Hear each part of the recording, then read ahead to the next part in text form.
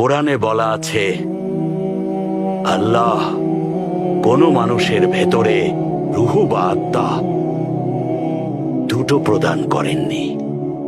একটা বুকের ভেতর দুটো হৃদয় থাকে না।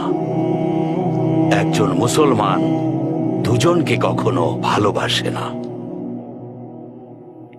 মুসলমান হয়ে সে জিনা করতে পারবে না, আমানতের খেয়াল রাখবে, যাই হয়ে যাক 5 ওয়াক্ত নামাজ আর দোয়া করতে থাকবে, যাকাত দেবে, ফরজ।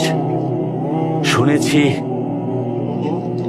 অনেকেই 5 ওয়াক্ত নামাজ পড়ে না, ফজরের নামাজ না পড়েই দোকান খুলে বাণিজ্য করে। এসব শুনলে আমি খুব কষ্ট পাই। আমি কেমন মুসলমান হলাম? ওরা আমার কথা শুনে না।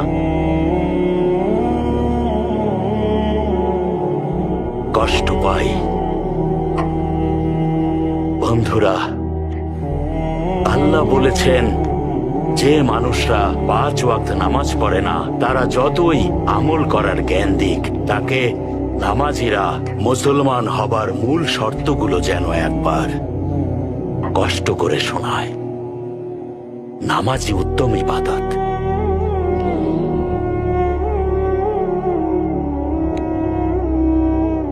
আমি মুসলমান। আমি মুসলমান। আমি মুসলমান। আমি মুসলমান। আমি মুসলমান।